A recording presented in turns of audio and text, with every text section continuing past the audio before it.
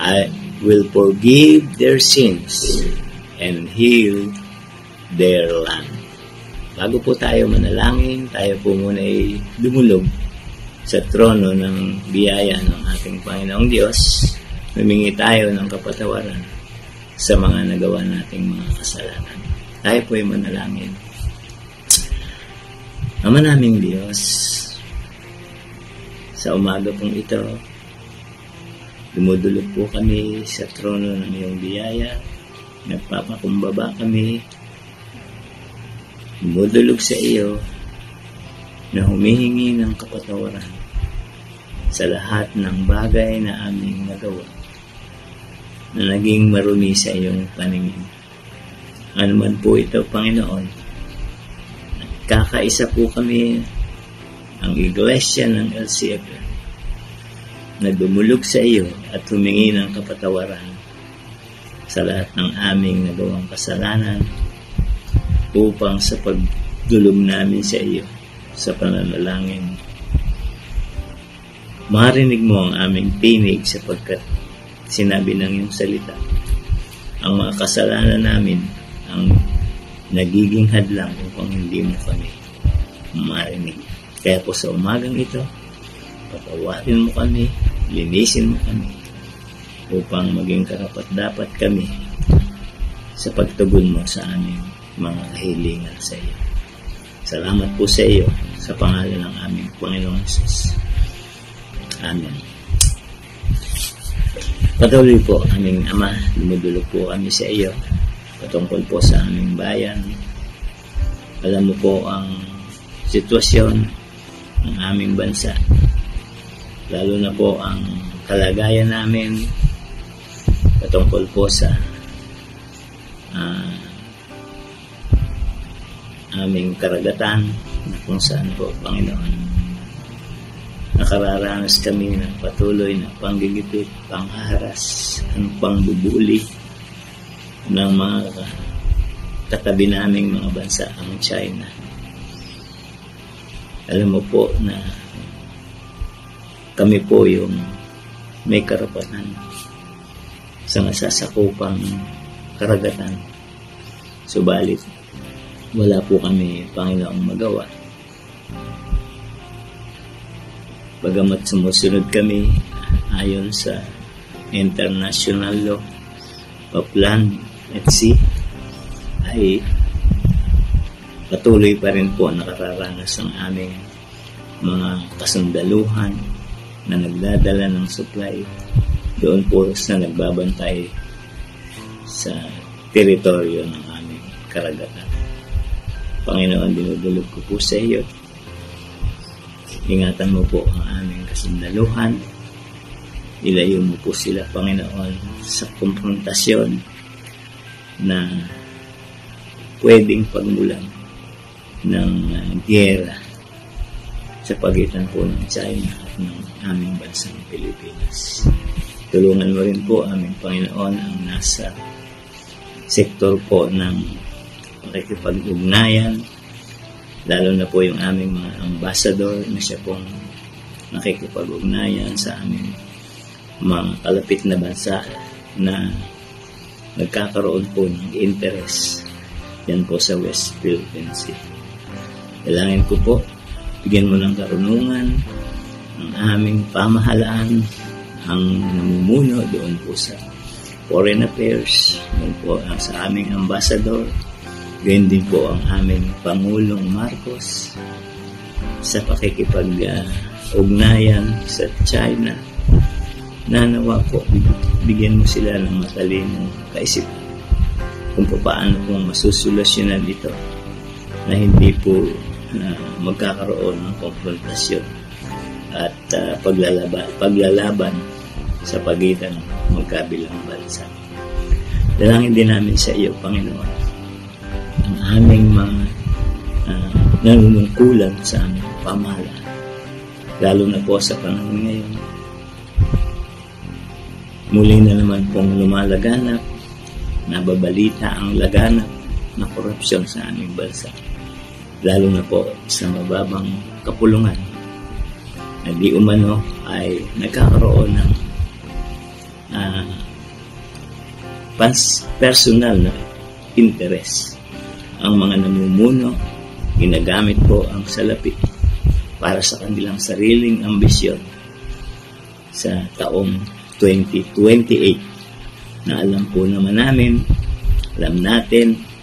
na malayo pa ang eleksyon. Subalit, nakikita po natin na nagkakaroon po ng kaguluhan, nagkakaroon po ng away-away ang mga politiko dahil po sa paghahangad nila sa pansariling kapakanan, ang sariling ambisyon.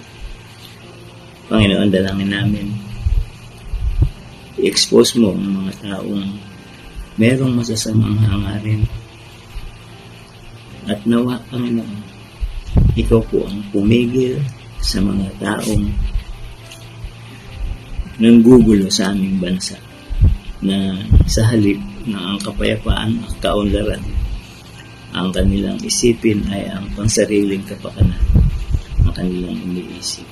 Dalangin din namin sa iyo, Panginoon, ang patuloy na muling paglaganap ng mga drugs na alam naman po natin, Panginoon, na ito po yung pinagmumulan ng maraming krimen, maraming pagpatay na nangyayari dahil po sa influensya ng drugs. Dinadalangin ko po sa iyo, Panginoon, lalo na po nasa mga mataas na katungkulan sa kapulisan na nung mga nakaraang panahon, nakaraang taon, ay napakaraming mga kapulisan ang na-involve sa drugs. Panginoon, dalangin namin sa iyo na sino man po sa mga nasa mataas na kalagayan, posisyon sa kapulisan, nawa po, Panginoon, ikaw po aming Ama magtuwid.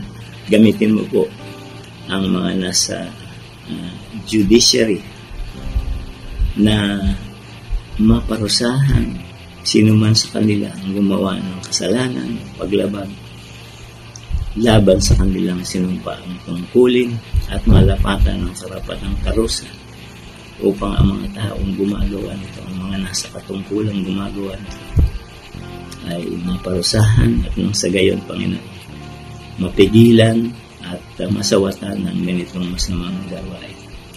Pinadalangin din namin sa iyo, Panginoon, ang aming bansa, ang aming Pangulo, na sa ngayon po ay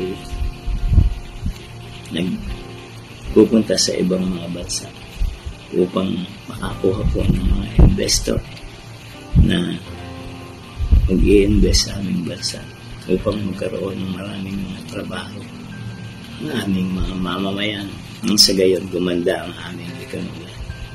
Pinadalangin ko po sa iyo, Panginoon, ang pagkakaisa ng mga nasa nanunungkulan sa aming pamahalaan, lalo na po sa panahon ngayon.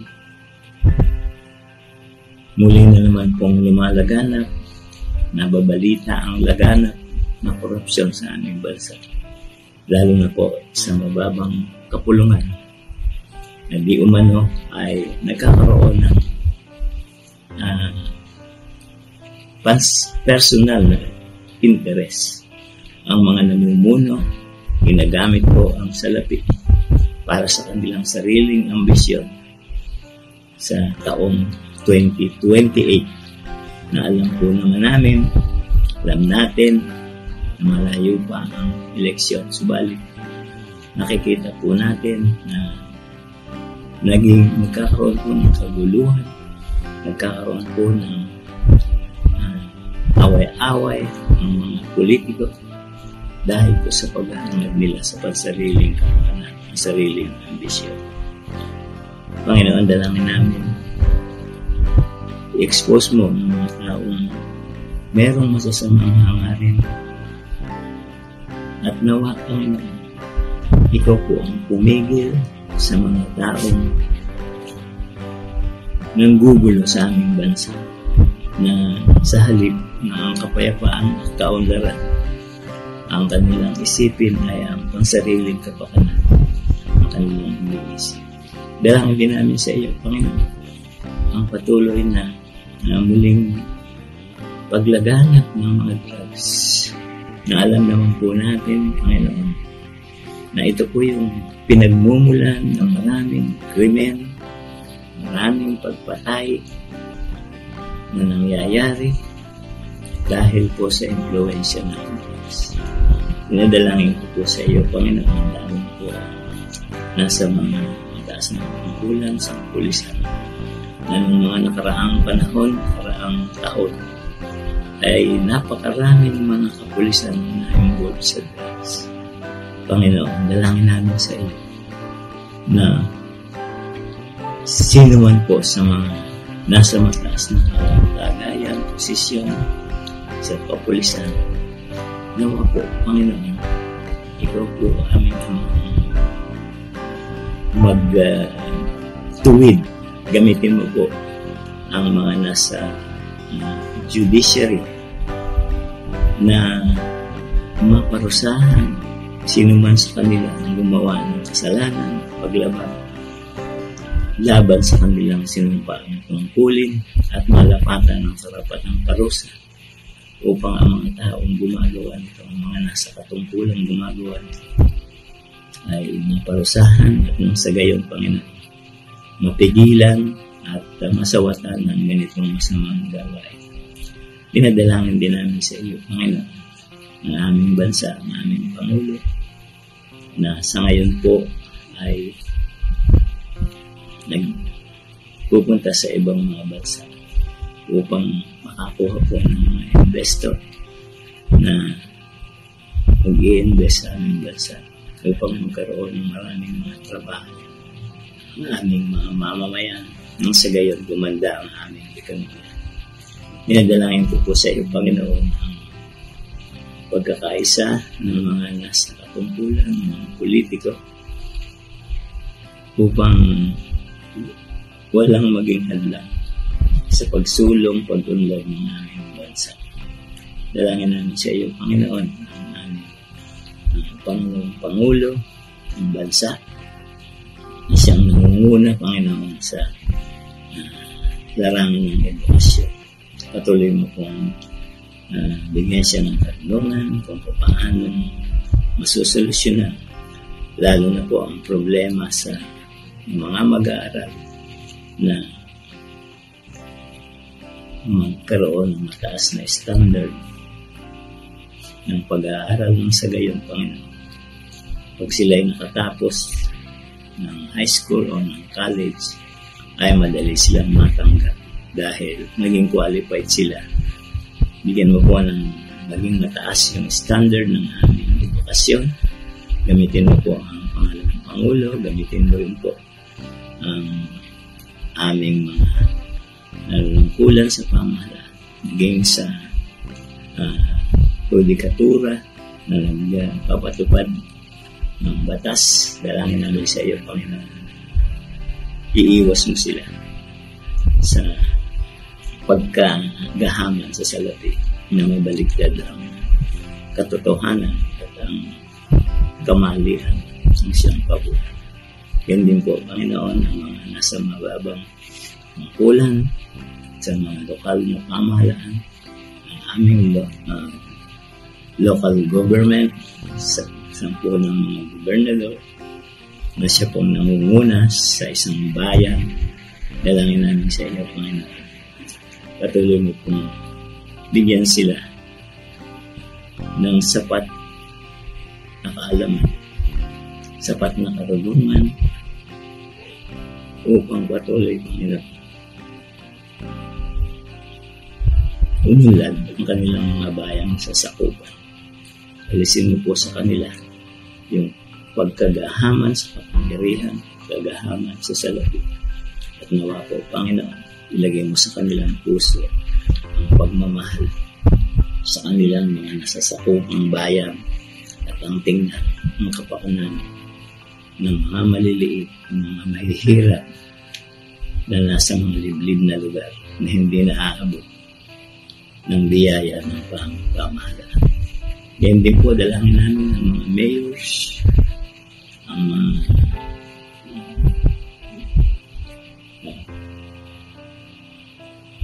konsihal na namumuno sa isang bayan. Dalangin namin sa iyo, Panginoon, kung paano kung ang gusto mo, ang nais mo ay ang matuwid na pamumuno, ang makatwirang pamumuno, ang makatarungan, pantay-pantay na pamumuno, pagtingin sa mga nasasakupan. Nawa po, ito po ang iyong ilagay sa kanilang puso, isip, na ang paglilingkod sa bayan, sa barangay, maging sa bayan, ay paglilingkod sa iyo. Pag ganito po ang kanilang isipan at nilagay mo sa kanilang isipan, magiging maayos po ang bawat bayan, bawat barangay. Maging ang mga barangay chairman, lalo na po yung mga bagong po ngayon, bagong manunungkulan. Nawa po, Panginoon, sa kanilang panunungkulan, ilagay mo po sa kanilang mga isip at puso ang tapat na paglilingkod. Paglilingkod na hindi ang isip ay magpayaman sa kanilang sariling bulsa, kung hindi ang pagtulong sa kapwa, pagtulong sa kanilang mga nasasakupan, na sa gayon patuloy po na umunlad maging ang barangay, magkaroon ng kapayapaan at magkaroon ng kaayusan sa lahat ng barangay sa buong Pilipinas. Isang mabiyayang araw po sa inyong lahat, mga kapatid, sa LCFM, dito po sa Pilipinas at sa lahat po ng dako ng daigdig. Ganoon din po sa lahat ng mga nakakapanood po ng videong ito. Ngayon po ang unang araw ng ating prayer and fasting dito po sa ating church, at 5 araw po natin itong gagawin. Kaya inaanyayahan ko po kayo na tayo po ay magsama-sama sa gawaing ito, sapagkat napakaganda po na tayo po ay magkaroon ng prayer and fasting. Ito po ay disiplina para po sa mga mananampalataya at tagasunod ng ating Panginoong Diyos. Ang tema po ng ating gawain ay Rise and Build, mula po sa aklat ng Nehemiah na makikita po natin sa chapter 2 verse 18. Sa unang araw pong ito ay napakahalaga ang topic na ating tatalakayin. Kung mayroon po kayong banal na kasulatan, ay nais ko pong buksan po ninyo ito sa aklat ng mga awit o sa aklat ng Psalms chapter 86 verse 11. Ito po ang sinasabi mula po sa pagkakasalin ng ESV. Psalms 86 verse 11. Teach me your way, O Lord, that I may walk in your truth. Unite my heart to fear your name. Tayo po ay manalangin. Salamat dakilang Diyos sa pagkakataon na kami po ay makapagbulay ng inyong mga salita, at dalangin namin na kayo po ang siyang maparangalan sa gawaing ito. Dalangin namin, O Diyos, na i-guide po ninyo kami at samahan sa maikling pag-aaral na ito ng inyong mga salita. Salamat po, at naway matuto po kami at makita po namin ang katotohanan mula po sa inyo. Salamat po, Panginoon. Kayo po manguna sa amin. Ito pong aming dalangin sa pangalan po ni Jesus. Amen. Yan, ang atin pong tema ay Rise and Build. Ang topic po natin ngayon ay bigyan po natin ng pamagat na Guided by God's Word. Yung pong ating binasang talata mula sa aklat ng mga awit, ito po ay mula kay Haring David, na talaga namang siya po ay nagpapaturo sa ating Panginoon. At dito po ay tapat na sinabi niya kung ano po yung gusto niya mangyari sa kanyang buhay. Makikita po natin ang ilang bagay mula po sa talatang ito na nagpapahayag na mahalaga na tayo po ay ginagabayan ng ating Panginoon. At sa ating nga pong panahon ngayon, tayo po ay ginagabayan ng ating Panginoong Diyos sa pamamagitan po ng kanyang salita o ang banal na kasulatan. Sa umaga pong ito, tingnan po natin ano ba ang nais ipahayag ni David tungkol po sa kanyang mga salita. Una, isa-isahin po natin. Sabi niya, teach me your way, O Lord. Napakaganda po, ano? Mula kay Haring David ay gusto niya na turuan siya ng Diyos ng kaparaaran o kung ano yung kalooban ng ating Panginoon. Ito po yung salitang nagpapahayag na kilala ni David kung sino ang Diyos. Meron siyang malalim na pagkaunawa tungkol sa Panginoon. Kaya naman ang kanyang hiling, turuan siya ng Diyos. Ito po ay tanda ng kanyang submission sa dakila, mabiyaya at makapangyarihang Diyos.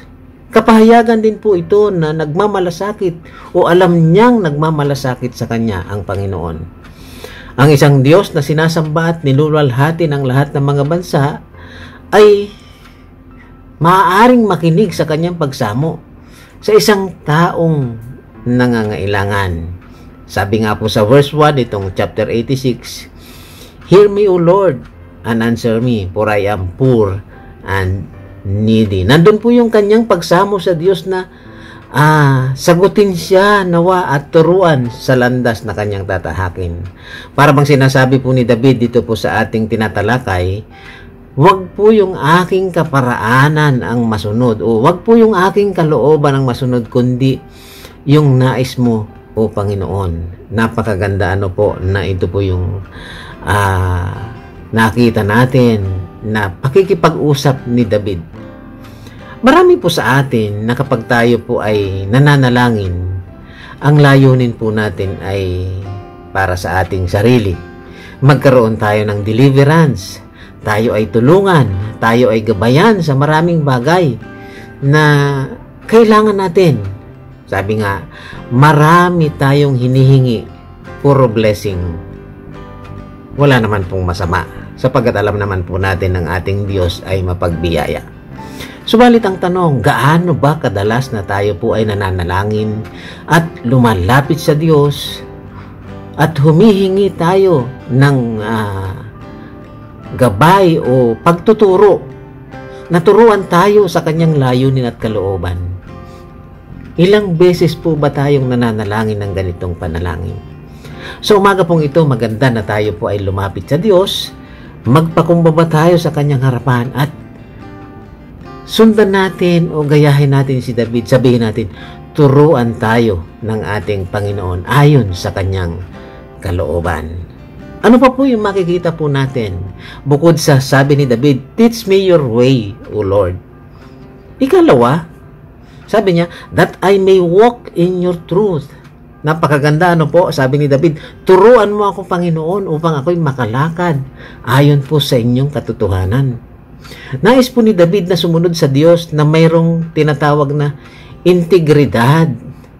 Nais niya na turuan siya upang siya ay mamuhay sa katwiran ng Diyos. Ang paglakad o pamumuhay ayon sa katotohanan, kung titignan po natin ang banal na kasulatan, ito ay yung pamumuhay na nagsisikap upang makasunod sa kalooban ng Diyos, sa pananalita at sa ating mga gawa. Ito ang nais po ni David na mangyari sa kanyang buhay, ang lumakad sa katotohanan ng Diyos. Ang tao po madalas namumuhay punong-puno po ng pride, ng yabang, ng kapalaluan. Madali po itong itago sa harapan ng tao, subalit ito po ay hayag sa paningin ng Diyos. Dahil ito ang kaparaanan ng tao, ito yung kalikasan ng tao, yung maging mapagmataas. Subalit kung tayo po ay lumalakad sa katotohanan, ito po ay maaalis po natin. Kaya ano po ang dapat natin gawin? Ipanalangin po natin na kagaya ni David, tayo man ay tulungan ng Panginoon na makalakad at mamuhay ayon sa katotohanan at katwiran ng Diyos. Ano pa po ang makikita po natin sa talata na ating binasa sa chapter 86 verse 11? Sabi niya, "Unite my heart to fear your name." Napakaganda, ano po? Talaga namang si David ay naroon yung kanyang pagpapakumbaba, naroon yung nais niyang sumunod sa Diyos. At ito naman ang sabi niya, ay, "Lord, bigyan mo ako ng isang puso na nagtatapat sa inyo." Alam ni David, mga kapatid, na makakapamuhay lamang siya ng ayon sa katwiran ng Diyos kung mayroon siyang tinatawag na undivided heart o buong puso na nakatuon sa Diyos. Ang isang pusong hati at walang pagkatakot ay hindi kailanman magtatapat sa Diyos at hindi makapapamuhay ayon sa katwiran ng Panginoon. Ang ating isipin o ang ating isip ay mayroong iba't ibang nilalaman. Sari-sari po ang tumatakbo rito at madalas ang ating pong kaisipan ay yung mga pansariling interes lamang yung pinag-uukulan. Sabi ni David, unite my heart.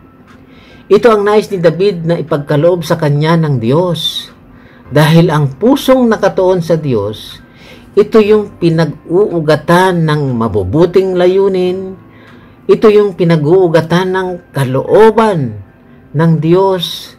Ito yung pinag-uugatan ng tapat na pagsunod sa ating Panginoon. Dito po nagmumula ang banal na pagkatakot at pagluwalhati sa Diyos. Ito po ay napakahalagang panalangin na sabihin natin, Lord, unite my heart. Dahil ang isang taong may pusong hindi buo para sa Diyos, hindi makakalakad ayon sa kalooban ni Lord. Ang puso po dapat ay undivided upang luwalhatiin ang Diyos.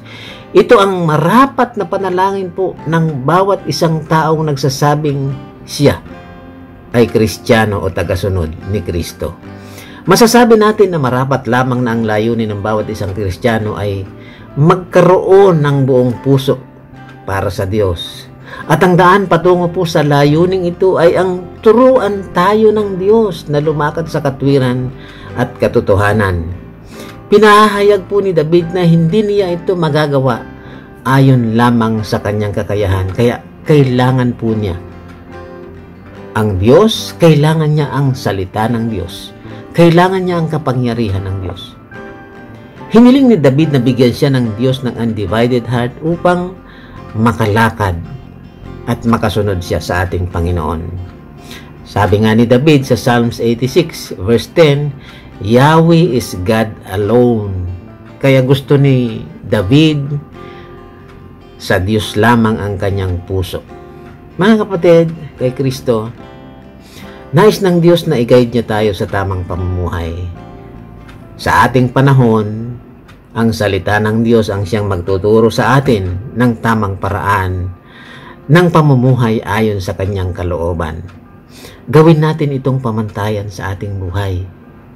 Sabi nga po sa 2 Timothy chapter 3 verse 16, all scripture is God-breathed and is useful for teaching, rebuking, correcting, and training in righteousness. Mahalaga na sinasaliksik po natin ang banal na kasulatan upang tayo'y makasumpong ng pagtuturo ng Diyos, upang makalakad tayo ayon sa katotohanan at kanyang katwiran, upang magkaroon tayo ng tinatawag na undivided heart, na para lamang sa kanya ang pusong ito at wala na pong ibang nakaka-occupy pa nito. The Bible is the timeless book that gives guidance and direction. Ang salita ng Diyos ay hindi nagmamaliw sa pagbibigay ng gabay sa lakbayan natin sa buhay. Gawin natin itong guide o pamantayan upang makatiyak tayo na magiging matagumpay ang ating buhay bilang tagasunod ng ating Panginoong Hesus. Sabi nga po ng banal na kasulatan, maging sa kapanahunan ni Josue sa Joshua 1:8, this book of the law shall not depart from your mouth, but you shall meditate on it day and night, so that you may be careful to do according to all that is written in it. For then you will make your way prosperous, and then you will have good success. Nais mo ba na matuto ayon sa katotohanan ng Diyos at mamuhay ayon sa kanyang kalooban? Paano ba magkaroon ng tinatawag na undivided heart for the Lord? Ano ang gagawin mo? You must be guided by God's Word. Seek Him through His Word. Tayo po ay manalangin. Salamat dakilang Diyos sa aming pagbubulay sa umaga pong ito. tunay na ang inyong mga salita ang nagbibigay sa amin ng gabay upang kami po ay makalakad sa buhay na ito. Tulungan mo po kami, Panginoon, at gabayan. At nawa, kayo po ang manguna sa amin sa lahat po ng pagkakataon sa aming buhay. I-bless mo po ang lahat na nakikinig at nanonood sa umaga pong ito o sa araw na ito. Nawa, ang inyong mga salita ang tumimo sa isip at puso ng bawat isa. Salamat po, Diyos, sa inyo po ang pinakamataas na papuri at pagsamba sa makapangyarihang pangalan ni Jesus naming Panginoon at tagapagligtas. Amen. Amen. Ayan, at meron po tayong paalala bago po tayo magtapos. Tuloy-tuloy po yung ating gawain dito po sa ating prayer and fasting. At magkakaroon po tayo ng virtual midweek service sa Wednesday. At ganoon din po, magkakaroon po tayo ng face-to-face breaking the fast sa atin pong church dyan sa Chestnut. Kaya po, inaanyayahan ko po kayo na manatili po sa ating programa o sa araw-araw po na pakikinig po natin ng devotion, ng prayer dito po sa ating gawain sa prayer and fasting. Salamat po. Ito po ang inyong likod, Pastor Ray po lamang, na nagpapaalala po sa inyo na magsama-sama po tayo at tayo po'y manangan sa salita ng ating Panginoon. God bless po sa inyong lahat.